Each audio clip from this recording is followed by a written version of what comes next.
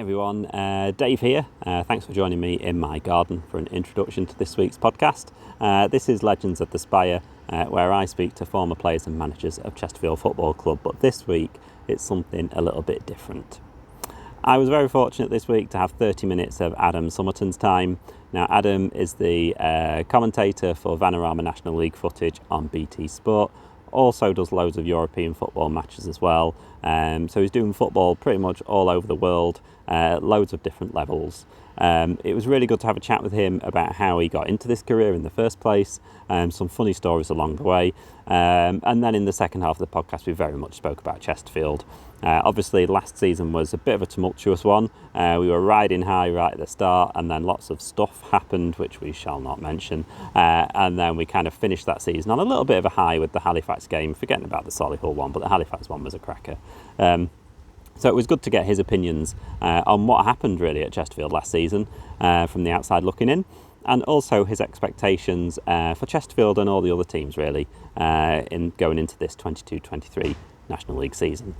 Obviously, as he mentions in the podcast, it's a league that's getting a lot of attention now. It's an exciting league with a lot of good stories in it.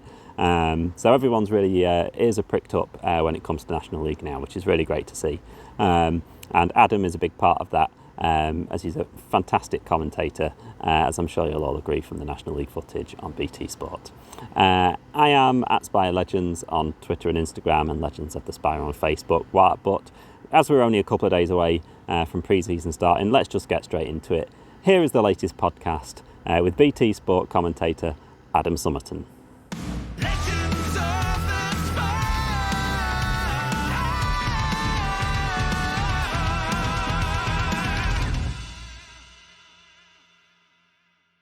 I was having a quick look through like a few interviews with you and stuff, and someone said that the first match you commentated on was a Mansfield one. Yep. Which obviously, as a Chesterfield fan, might get stick. But was it Mansfield Cambridge? Is that right? Yes, it was at Cambridge, and it was an incredible game. It finished, I always say 3-2, but I think I might. It's quite hazy, the memory, because it was a long time ago. It was the 2003-4 season. It might have been 2-1, but I remember Mansfield ended the game with 9 men. They still won, though. I remember the police being on the pitch at full time, speaking to Keith Curl. It all got tempers were frayed, and it was my first full match commentary. And I suppose after that, with the drama that there was, the buzz that you got, the adrenaline rush, I was kind of hooked really after that, and almost knew from that day on that was what I ultimately wanted to do full time. And it took me a long time to get to the point where I was doing it full time, but yeah, I was absolutely bitten by the bug that day, and have never really looked back. Yeah. So did you start in kind of local radio and reports and news and things like that then? Yes. I started off actually working on what were called, I don't know if they still do these actually, but they were called RSLs, which was where maybe there was a company who had expressed an interest in taking the license. If there was a license up for grabs in a particular area, they might express an interest in taking that license, and it was a way of them testing the water for, say, a month. So you would literally broadcast from a caravan in a supermarket car park, as I did in Barrow, in Furness, and I did it in Torquay as well. And you would just base yourself there for a month, and you would broadcast to the area. And I guess they got a taste of what that company could give, and the company got a taste of whether they wanted to take on that license. So I did that a couple of times. And that was sort of my first taste really of radio outside of university. And then my first job in radio was on news and sports and just about everything else, to be honest. It was a great sort of grounding in radio in general. Was at Mansfield 103.2. So I was there for 3 years, maybe 3.5 years. And that was where I did my first commentary, was really sort of nudged into it, really. It wasn't something I sort of thought I would be any good at, commentary, but the boss there said, I think you'd be good at this, and sort of nudged me into it. And I did it. And as I say, I absolutely loved it. But yeah, I was there for 3 years, and it was almost like going to university again, but university on the job, if that makes, because I learned so much in 3 years, because I did everything: presenting, football commentating, news reading. But I was initially employed as a news and sports reader. But I ended it in a station of that size. They really punch above their weight, but it's a fairly small operation, and everybody has to really just muck in. So it was great for somebody so young as me then. So how do you prepare for your first football commentary? Are you like practicing just watching football for a little bit, or do you just fling yourself straight in and kind of see what happens? Yeah, I have a vague memory of sort of practicing by watching a game on TV, but then that wasn't really great practice because, of course, that was watching TV and radio commentary are completely different skills, really.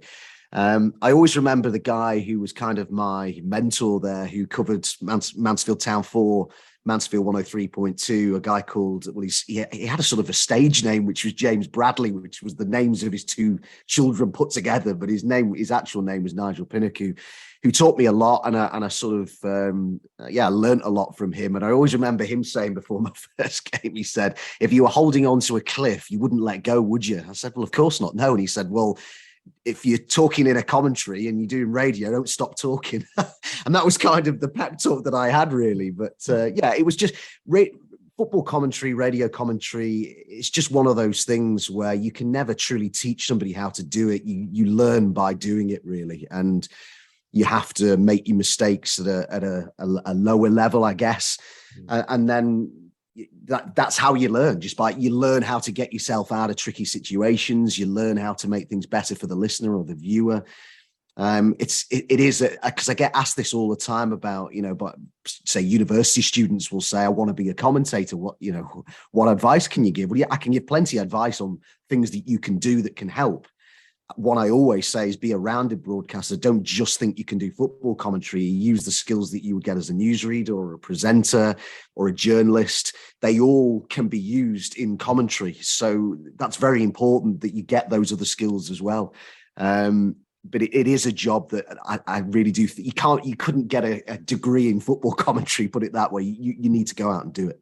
Yeah. Well, I was talking to Laurie Madden last week, who led a lot of those courses for footballers who then want to go into journalism, and he was saying how it was really important, especially nowadays, that they have experience of being able to go into print journalism or commentary or radio or anything, because it's so varied nowadays, and you just kind of want to have a play and see where your skills lie and where you're fun, I suppose. Yeah, I would agree with that. I think it's really important. I would always advise that to any sort of aspiring commentator who wants to ultimately do that for a job. Just get out there and knock on doors, and you'll get doors slammed in your face. I mean, I had plenty, but you just have to keep knocking and appreciate the fact that you're not always going to get an opportunity, but one day somebody will give you that chance. And that was my sort of chance, really, at Mansfield 103, was that they just said, look, they clearly saw something in me that they thought I would be decent at it, and gave me a chance. And I've always been one of those people that if someone shows faith in me or gives me an opportunity, I really look to repay that and grab it with both hands, because I know that in this industry, in broadcasting, there are this many jobs and there are this many people that want to do it. So you have to stand out. You have to think outside the box. You have to make yourself, you can't be unique, I suppose, but you can maybe do things differently to how other people do them, maybe in a way you think's maybe better than how other people do them. But you've got to maybe separate yourself a bit. And I always think that commentary is a bit like journalism, really. I always say that my first rule of journalism is tell people something they don't already know. So whenever I'm doing a commentary, a big part of it for me is the colour side of things. It's maybe finding a little detail out or finding something out about a player or a manager or even a referee, or just something that will make someone go, oh, I didn't know that. And I think that really contributes to a good commentary. So how do you find those little nuggets then? Are you on things like Y Scout and all those scouting things, or is it just news reports and all sorts of real variety of sources, to be honest? And it will depend what type of game I'm doing, because I mean I'm talking to you because of my coverage of the National League, but I also cover things like Serie A and the Champions League, Europa League, Conference League, Premier League, women's football. I do so many different leagues that you'll get your information from different sources. And sometimes that might just be speaking to somebody within the game, speaking to a player who might be involved in that match, speaking to a manager who might be involved in that match. That's a great thing about covering the National League, is that you access to the actors who are going to be part of what you're going to be talking about are much easier to speak to than they are maybe if it's a lot easier for me to knock on or phone up Paul Cook than it would be for me to phone Jurgen Klopp, for instance.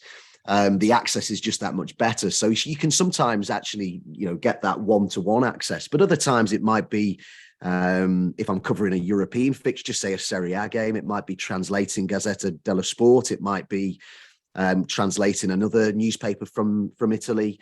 It might even be going on players' Twitter feeds. There's just so many different ways that you can get information. And as a commentator in this day and age, I always think how lucky we are as a group of commentators now that we have the internet, because before that, I mean, the only way really, truly to get that information would be to be on the phone all the time.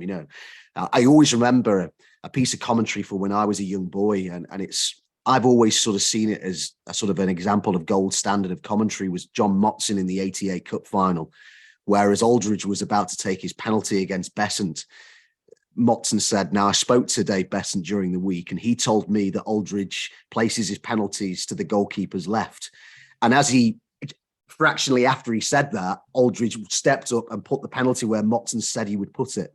Now that is just incredible research, and the use of it could not have been better. It gives me goosebumps actually talking about that.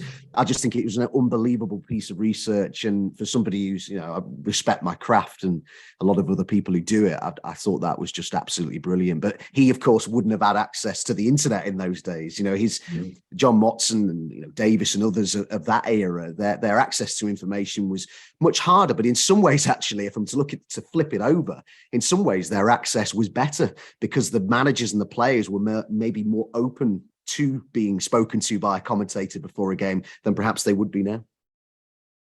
And never has a penalty been missed in the FA Cup final at Wembley. Well, that's what it was given for. More of that in a moment. Dave Besant in the week told me that he's been watching where Aldridge puts his kicks. Aldridge, in fact, was the player fouled himself by Goodger. It looked a bit harsh to me. Jimmy Hill in a moment on that. Besant thinks that, or thought the kick might go to his left or the right as we look, if Aldridge decides to go the same way as in the semi-final.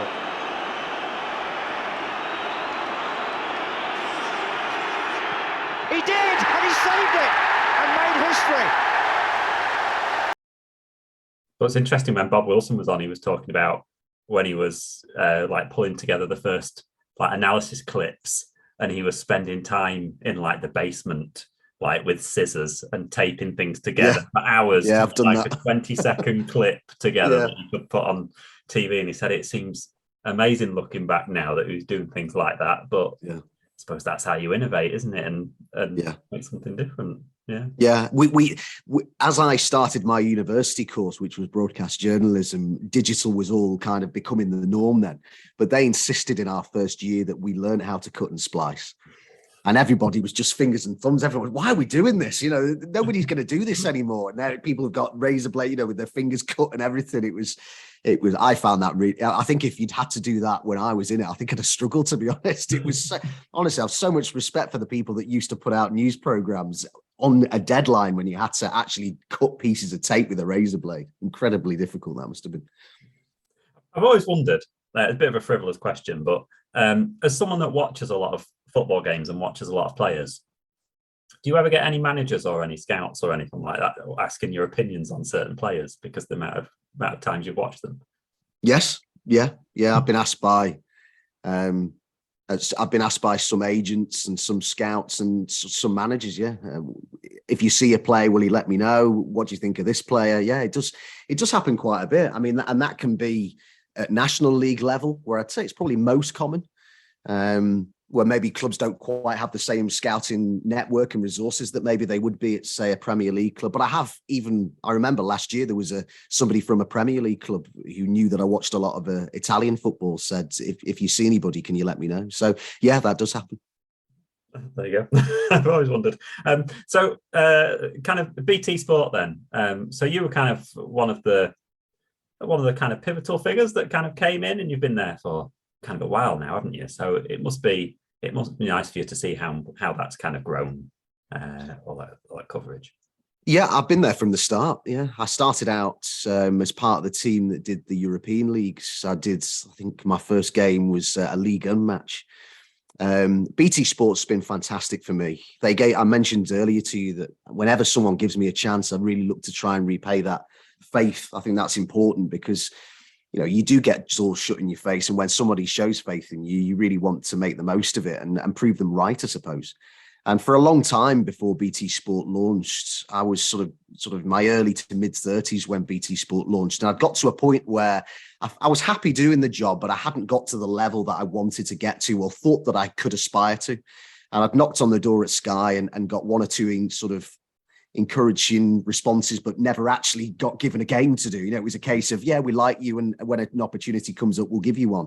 Well, that phone call never ultimately came. And so when BT Sport came along, I was in that kind of mindset of how much longer do I give this before I say, I need to make a decision here. I want to do something where I feel that I can,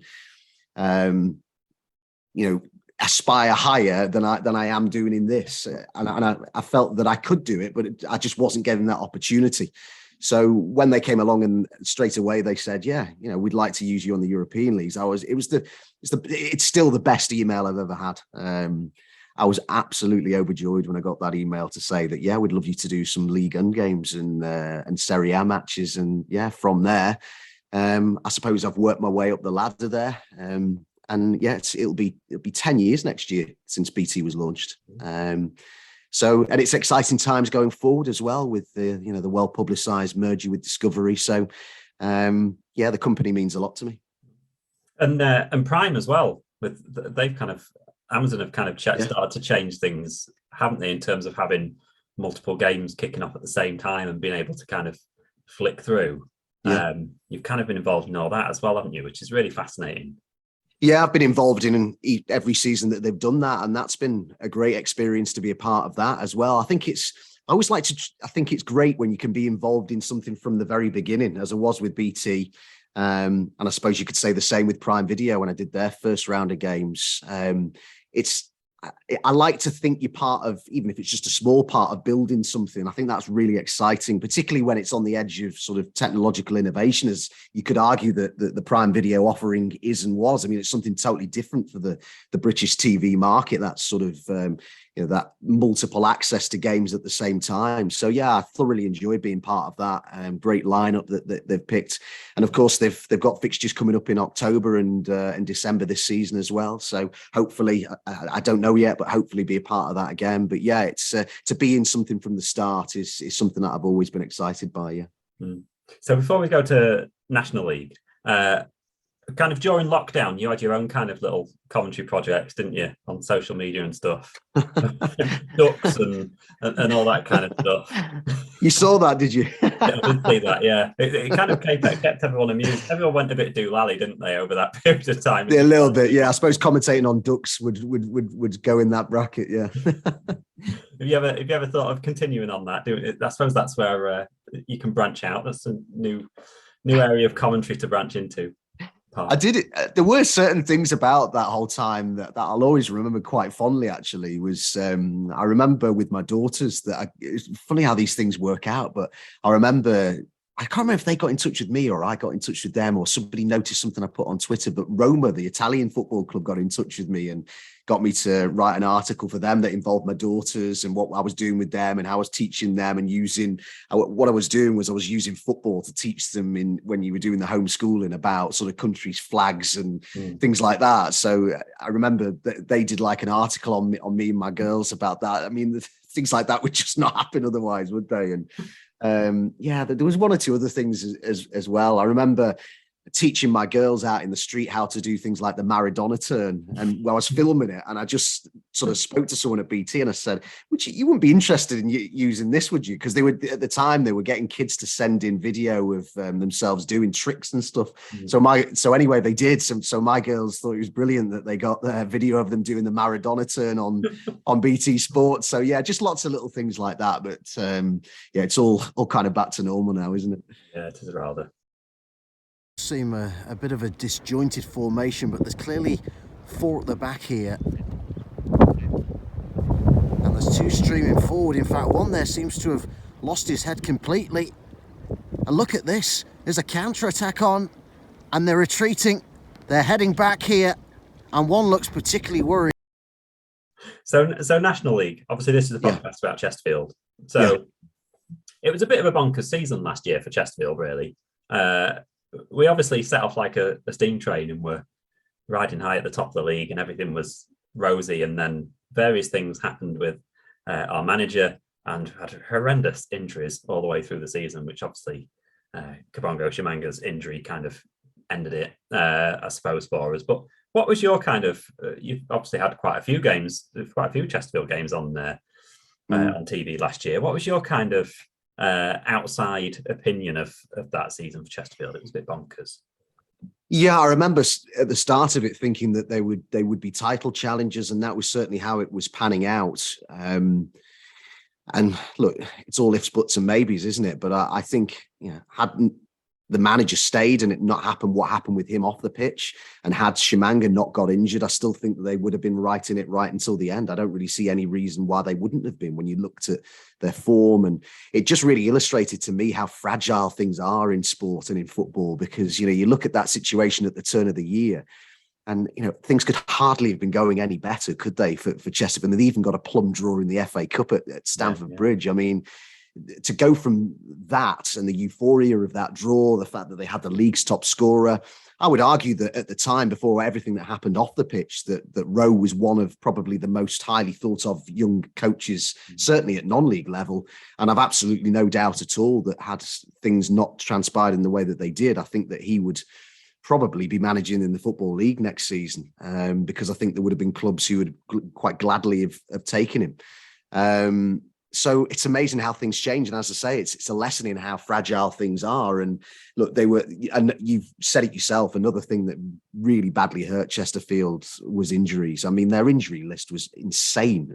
I mean, I remember doing Chesterfield games and I would just sort of sit there and I would count. I always know as a commentator, clubs in an injury crisis, when I have to count how many are out. And I was doing that for nearly every Chesterfield game. And I think it was very often like a whole team's worth of players were out. And look, no club at that level can sustain consistent high level when you've got that many injuries, because the squads just aren't deep enough to cope with it. Yeah.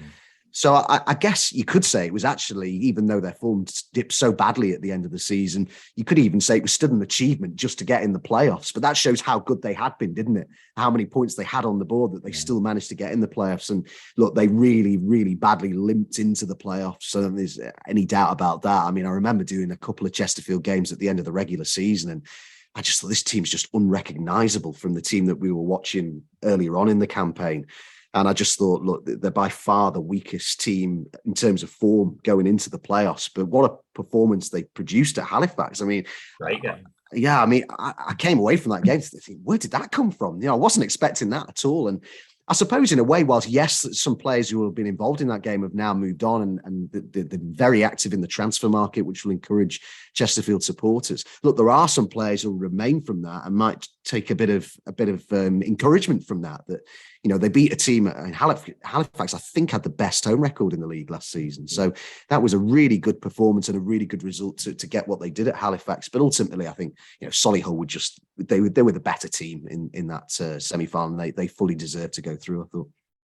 Yeah, it was interesting, that Halifax game, because I think like you've touched on, morale probably amongst the fans really started to quite heavily nosedive. Obviously everything happened with James Rowe and then Shimanga got injured and everyone's and then Paul Cook came in and everyone's like, Paul Cook's coming, we're saved. And then the form didn't quite pick off and it kind of started to peter out. But then that Halifax game, I think, has kind of given all of the fans encouragement that's probably taken them through the summer quite well. It was kind of, although we exited the playoffs, everyone's kind of forgotten about the Solihull game already, I think. I think if Danny Rowe probably would have been fit, we might have had a better chance that game. But I think that Halifax game it was a good way to almost end the season, I think. Yeah, I think Paul Cook needed that as well, because, if the season had have ended, when you think of how they limped over the line to get into the playoffs, had they then taken a real beating, say, at Halifax, and that's how the season has ended, I think that the supporters, I would imagine, would probably have a different view of Paul Cook, actually, than maybe they do right now. The fact that it ended really, in some ways, I know they lost the semi-final, but I think that Halifax game, as you've said yourself, as a Chesterfield fan, look, that's given people encouragement. It'll have given people belief in Paul Cook going forward. And I think for him, I felt that he really struggled he had a really difficult hand, and there's no doubt about that. But I think that The way he likes to play, I think, was really in contrast to that of James Rowe. And I think particularly in terms of the tactical side of things and the shape that they were looking to play, I think that it was only right at the end of the season where I think he said, look, this is it now. This is the way we're going to change it going forward. Yeah. And maybe, the fact that he's going to have a pre-season, he's going to get to know the players better, he's going to get more of his, what you might term his own players in. That could be really important for him going forward. It just felt like it wasn't his at all at the end of last season. And maybe it would have been harsh to judge him on going back into the club on those circumstances. But I think had they took a beating at Halifax, I think the perception would have been very different to what it probably is now. Yeah. I think he was in a bit of a no-win scenario as well, coming back to the club, because you come back in with a club right near the top of the league. And if it had gone on and would have won the league, everyone had said, well, it was kind of James Rowe's team and players anyway. He just kind of got you over the line. Yeah. Alternatively, if he then imposes his 4-2-3-1 and it all goes a bit pear-shaped, he's the guy to blame. So he was kind of in a no-win situation, I suppose, in a way, which is why I was quite surprised when he came back in the first place. Yeah, and look, he's somebody with a proven track record in terms of promotion. So he's a really great sort of coup in a way to have back at the football club when you consider his track record, his previous relationship with the supporters. But as this is football, and we all know that having, it looks like they are investing a fair bit over the summer. The bookies have already got them as, I think, one of the top three, along with Wrexham and Notts County, to get to win the title. So that the expectation is there that they will be up there. So I suppose if they were to have a bad start to the season, we all know how quickly things can turn in football. But I don't think that will happen. I think Chesterfield fans have got a lot to look forward to at the minute. So which teams are you kind of excited to watch? Are you allowed to say? Yeah, I mean, I think obviously, there's always people who say, I can hear them now saying Wrexham. He'll say Wrexham. Yeah, but of course, I mean, how could you not say Wrexham? I mean, clearly what they're doing at that football club, any football supporter would look at what's happening in that town and in that for that club by these new owners, and I'd say that's brilliant. They're revitalizing an entire area. The attendances have been incredible. The season ticket sales, and I've got a lot of time for that. They're putting their money where their mouth is. Yeah. Everyone will have their view about should you be able to sort of blitz the National League with sheer weight of financial muscle. Look, everyone will have a view on that. I know that a lot of people didn't look on Salford very fondly, but I just think there's a lot to be said for people who come in and put their money where their mouth is and back a place and back not just a football club but a town. So their financial might, the fact that they're signing players from League One and League Two, and already have done previously and are doing again, they've got to be the favourites for the title. It is theirs to lose. It has to be because of where they are. But this is the National League and it's so unpredictable. And players at this level, even though they are signing Football League players, there can be an inconsistency. If they were consistent, they wouldn't be playing in the National League. They would be playing in the Championship or the Premier League, because on a one-off day, a lot of them have got the ability to be at the very highest level. They just can't do it consistently. So I think that's one of the reasons why at National League level, it is so hard to predict these things. And I think it would be a mistake. I think the bookies don't get much wrong, do they? They've got a lot more money than I have. But I think they're making a mistake in making Wrexham such heavy favourites, because I just don't think the National League works like that. I can't see a procession and a team winning it by February or March. I'm just not sure it'll work like that. But Chesterfield will be up there. I think Notts County will be up there. They've impressed me with some of the signings that they've made. A new coach, obviously, who's got to get used to National League level. It's intriguing. What will we get from the teams who've come down? A lot of them tend to struggle when they come down from League Two. So Oldham and Scunthorpe, it's hard to know what we'll get from them. I think a potential dark horse could be not necessarily to win the league, but to be in and around the playoff places would be Southend. I think that they've got their house in order now. Dagenham and Redbridge had a pretty strong end to last season. So there's also others that I could mention as well. I think it could be a really interesting league. But yeah, Wrexham are the favourites, but it's hard to make a case that they're not. I mean, you may disagree. I don't know. Well, I always find it. I remember when Chesterfield went down. I remember vividly a Tranmere fan came on the Chesterfield forum and said, I want to tell you how it's going to be over the next season. He said, for the first few months, you'll think, oh, this is really funny. We're going to Dover and we're going to Kings Lynn and we're going to all these places I've never seen before, and we're going to win 6-0 and it's going to be right good fun. And then they said, you'll realise after 3 months that Dover and the Kings Lynn and the teams you've never heard of, they'll be beating you and they'll be better than you. and the glamour will soon disappear, the fun will soon disappear, and it was certainly how it happened for us. You kind of think the same probably for Scunthorpe and Oldham. It could be it could be hairy in that first few months, and then it's funny. The atmosphere changes quite quickly when you're suddenly Dorking, you're beating you 3-0 at home. I mean, that's the other side of things, isn't it? A club like Dorking coming into it, you just think, wow, what could they produce? I said on Twitter the other day, and it's something I always think about the National League, is one of the great reasons, because I'm lucky, I broadcast all levels of football, right from the Champions League to the National League. Yeah. But I'd say one of the things I really enjoy about covering this level of football is the sort of the stories that you're able to tell, the narratives that you get, and they're very different stories to the type that you would get in the Champions League. Very often they're, stories of adversity or coming from adversity,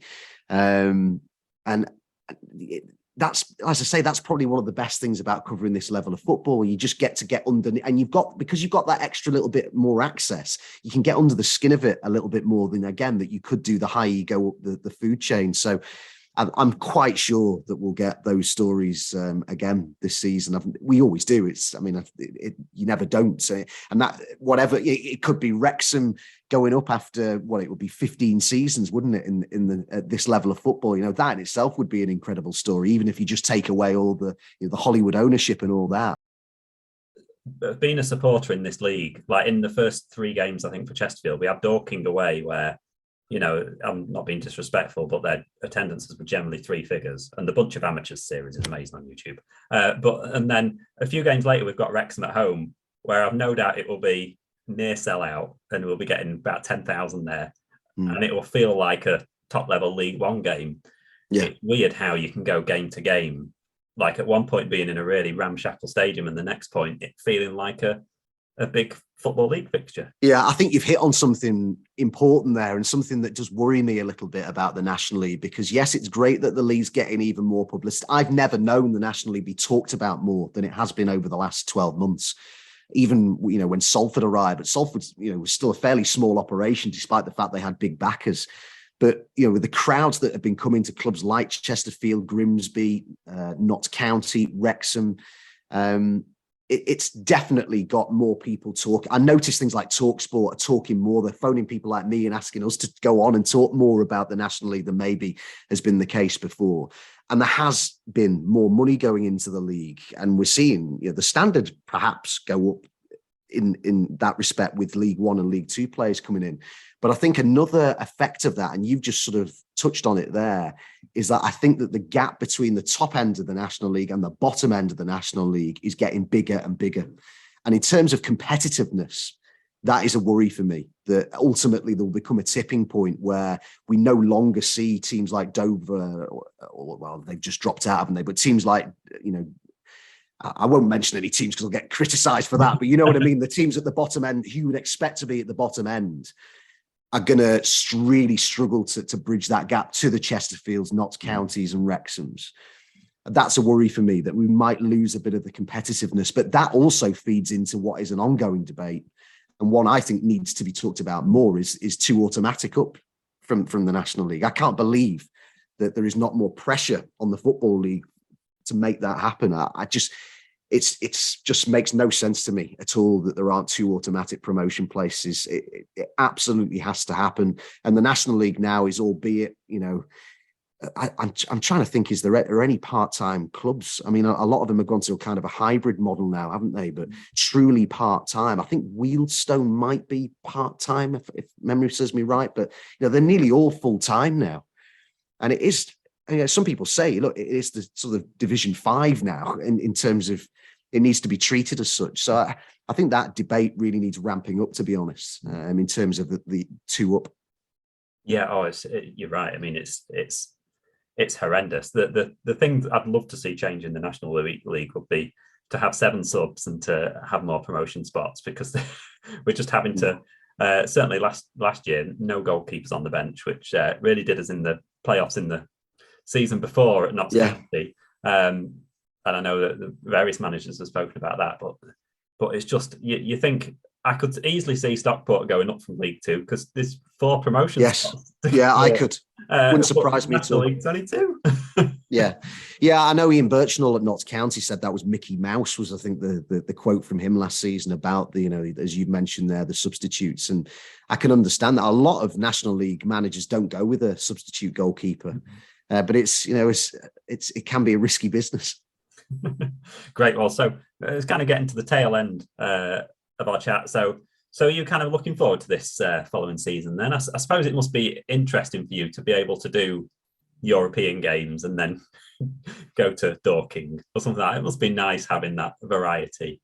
Yeah, it is nice variety. Yeah, I thoroughly enjoy I just enjoy football, really. It doesn't really matter too much what it is, but there are different challenges, different sort of research challenges, depending on the level of football that you're covering. But a football match is ultimately a football match. And,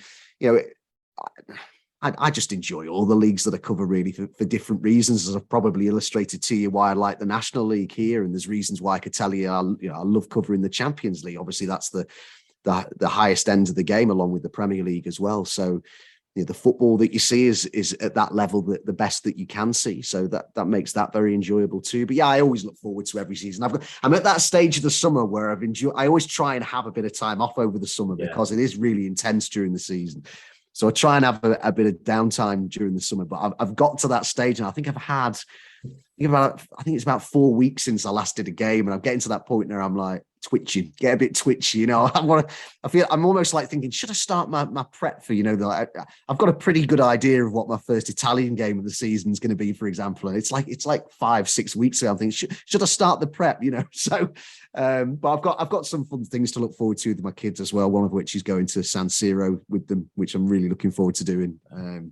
Be fantastic to take them to Milan. So yeah, I've got a few things coming up, but yeah, I can't wait for the start of the new season. I think it's going to be a really good one as well for the National League. And again, so many great stories for us to tell. And I can't speak for all the National League team at BT, but I'm really proud of the coverage that we provide. I think that, to have that coverage of the 5th tier of a country's league, I think is, I don't know this for a fact, but I'll be astonished if that is done in any other country. And that owes a lot to the pyramid in this country and how well supported it is. Yeah, so I think we've got a team that is full of people who respect the level of football and make sure that they do their research. And, to have someone just for, people like Adam Virgo and Matt Smith, it's a great team that we put together, and it's kind of stayed together as well. People come, people go, but the core of people have been doing it for quite a while now, and we all love it and we enjoy it, and hopefully that shows in the coverage that we provide. Yeah, well, bring us some luck. I suppose you're not allowed to. Bring us some luck. and my last question was just going to be: did you ever do a Chesterfield-Mansfield derby then when you were in those? No, I didn't actually. No, I didn't. I wish I had done. Yeah, no, it was something that I always fancied. I'm trying to think, were they in the same league that year, 2003-04? I don't think they were they? Maybe not. Yeah, we maybe weren't around that. Certainly when Jack Lester was around, kind of 3 or 4 years later, there was a few derbies because he celebrated a few. The people who worked there told me endlessly about the derby. But no, I don't think I ever did one. No, but I'll get accused of being biased against Chesterfield now, won't I? Now that they find out that I've done my first game was Mansfield Town, I have to say that is something that it just beggars belief sometimes. Some of the comments that you get, just people are, you'll have a game where, and I don't look at. You don't take too much interest in Twitter, but just occasionally, if one particular group of supporters is really on your case, you might just look, and it's funny how you can be doing a game and you'll have 50% of these replies to you on Twitter will say, "You're so biased against my team." And then the other 50% will say, "You're so biased against my team." So you think, well, if they both think I'm biased, then we must be meeting somewhere in the middle. But yeah, I mean, look, take it from me that I've not met a commentator yet who cares less, really. You're just doing a job and you want to see a good game of football. You're certainly not going to favour one. I'm not going to risk my career that I've worked, so incredibly hard and gone from working in a supermarket car park in a caravan to lose it all to favour one National League team over another. I'm sorry, it's just not going to happen. So, it's all done. Everybody hopefully gets their fair share of the coverage as well. Yeah, great. Well, thank you so much for coming on. It was great to talk to you. Pleasure. Thanks for having me. Rowe. Clever ball. King with the chance to cross. Ah! What a goal! It comes against his former club. It zipped in. Whether he meant it or not entirely sure. It certainly caught Johnson by surprise. But Chesterfield here, with just under 25 minutes to go, have doubled their lead.